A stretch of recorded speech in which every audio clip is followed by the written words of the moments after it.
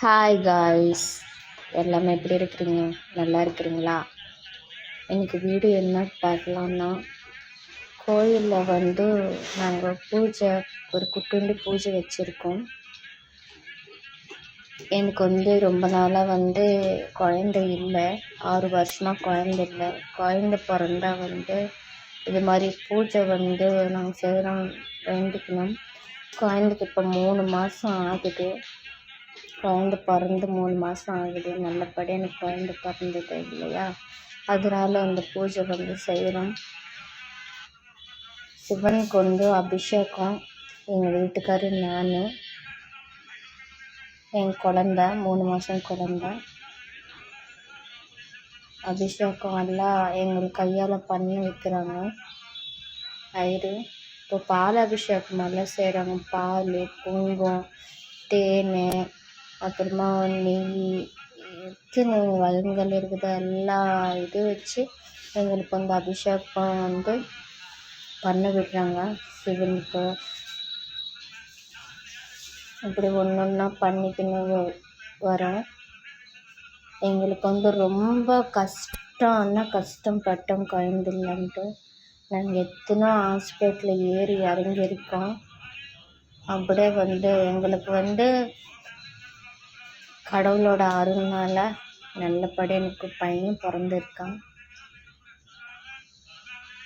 எனக்கு ரொம்ப சந்தோஷமாக இருக்குது. எங்கள் வீட்டுக்காருக்கு டபுள் சந்தோஷம். அதுக்கு தான் இந்த பூஜை செய்கிறோம்.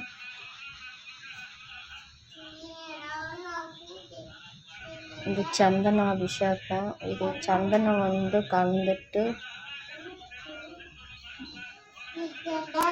அபிஷேகம் பண்ணுறோம்.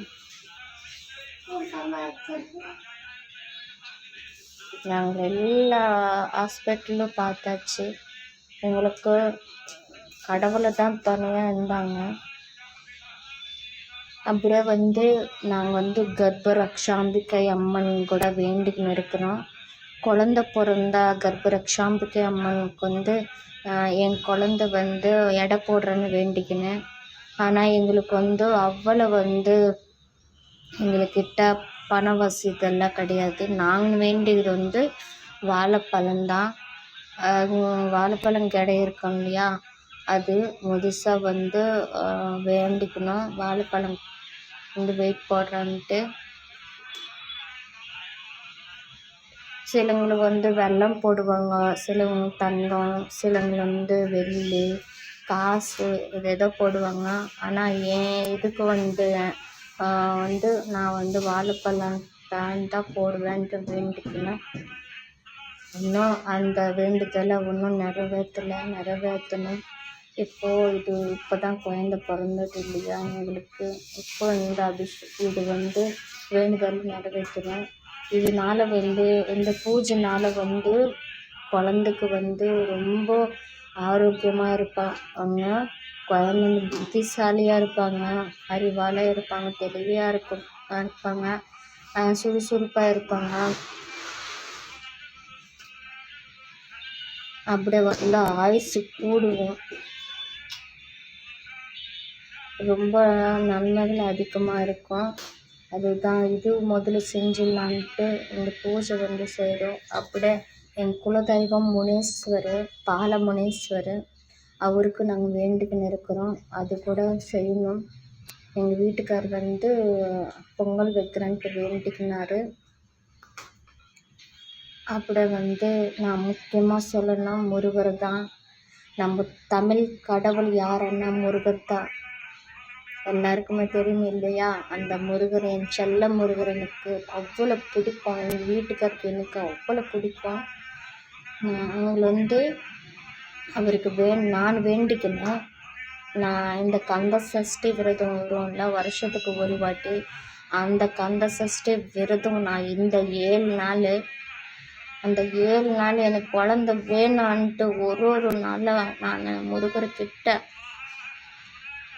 கையை கட்டி அழுது நான் எனக்கு குழந்தை வேணும், எப்போ எனக்கு குழந்தை கொடுப்பீங்கன்ட்டு நான் வேண்டினேன். எனக்கு அந்த 7 நாள் எப்படி செய்யணும்ன்ட்டு நான் பார்த்துருக்கேன். எல்லோரும் கேட்டுக்கினேன். அப்படி யூடியூப்பில் நான் எப்படி செய்யணும்னு சொல்லிட்டு கேட்டு பார்த்தேன். யூடியூப்பில் பார்த்துருக்கேன். பார்த்து அப்படியே வந்து ஃபாலோ பண்ணேன். ஃபஸ்ட்டு நான் வந்து என்ன பண்ணேன்னா, நான் ஒரே ஒரு 5 இது சொன்னாங்க. மிளகு, ஒரு நாளைக்கு 1 மிளகு, 2வது நாள் 2 மிளகு, அப்படி சாப்பிட்டுட்டு விரதம் வந்து செய்ய சொன்னாங்க. இன்னொன்று என்ன, இளநீர் மட்டும் ஒரு நாளில் வந்து ஒரு வேளை மட்டும் இளநீர் குடிக்க சொன்னாங்க. அது ஒன்று. அப்புறமா வந்து ஒரு வேளை மட்டும் சாப்பாடு சாப்பிட்டு இருக்கலாம்னு சொல்லியிருக்கிறாங்க. எனக்கு வந்து எதுவுமே இதாகல. பழம் எடுத்துக்கலாம், இல்லை பால் எடுத்துக்கலாம்னு சொல்லியிருக்காங்க இல்லையா. நான் வந்து அந்த ஒரு நாளில் மத்தியானம் மட்டும் பால் எடுத்துக்கினேன். பழம், வாழைப்பழமோ இல்லை ஆப்பிள் இருக்கும் இல்லையா, ஏதோ ஒரு பழம் எடுத்துக்கோங்க. அப்படி தான் நான் வந்து பழம் சாப்பிட்டுட்டு தான் விரதம் வந்தேன். 7வது நாள் வந்து நல்லபடி வந்து முருகர் கல்யாண நாள். அவருக்கு நல்லபடி விருந்து போட்டு இருக்கிறோம். சாம்பார் இருக்கும் இல்லையா, கல்யாண சாப்பாடு. அப்படி சாப்பாடு போட்டு நம்ம வழிகேற்றணும். 7 நாள் விரதம் கடைப்பிடிச்சின்னு வந்தேன். நீங்களும் உங்களுக்கும் கந்த சஷ்டி விரதம் எப்படி இருக்கணும்னு தெரியலன்னா கண்டிப்பாக யூடியூப்பில் பாருங்கள், பார்த்து தெரிஞ்சுங்க. கண்டிப்பாக குழந்தை இல்லாதவங்களும் இந்த விரதம் இருங்க, கண்டிப்பாக நடக்கும். உங்களுக்கு வந்து 7 நாள் நான் எப்படி இருக்கிறதுன்ட்டு நீங்கள் நினச்சா வந்து உங்களுக்கு உடம்புக்கு ஏற்ற மாதிரி எது உங்களுக்கு செட் ஆகுமோ அது பாருங்கள். நான் கடினமாக எல்லாம் இருக்க முடியாது. நான் ஒரு வேளை சாப்பாடு சாப்பிட்டுக்கிறேன்னா சாப்பிட்டுக்கோம், தப்பே இல்லை. ஆனால் 7 நாள் நீங்கள் வந்து முருகர் நினைப்போட தான் இருக்கணும். அவர்னே நினச்சிக்கின்னு இருக்கணும். அது எப்படி வந்து மொத்தமாக டீட்டெயில் எப்படி இருக்குது அப்படியே செய்யுங்க. அந்த நாள் 7 நாள் அவ்வளோ வந்து யாருக்கிட்ட சண்டை போடக்கூடாது, யாருக்கிட்ட வந்து யார் மனசு வந்து கஷ்டப்படுத்தக்கூடாது. நம்ம வந்து என்ன வந்து நோக்கத்தில் வந்து இந்த கந்த சஷ்டி விரதம் செய்கிறோமோ அந்த நோக்கத்தில் மட்டும்தான் நம்ம இருக்கணும். குழந்தை வேணும்ன்ட்டு நீங்களே கடவுளே எனக்கு குழந்தை வேணும்ன்ட்டு இந்த கந்த சஷ்டி விரதம் இருங்க, கண்டிப்பாக நடக்கும். இது ஒரு வருஷம் செஞ்சவங்களும் வந்து எனக்கு நடக்கலைன்ட்டு நிறைய பேர் நான் கேள்விப்பட்டிருக்கிறேன். 2 வருஷம் செஞ்சேன், 3ஆவது வருஷம் செய்கிறேன்ட்டு சொல்லியிருக்கிறேங்க. ஆனால் நான் ஒரே ஒரு வருஷம்தான்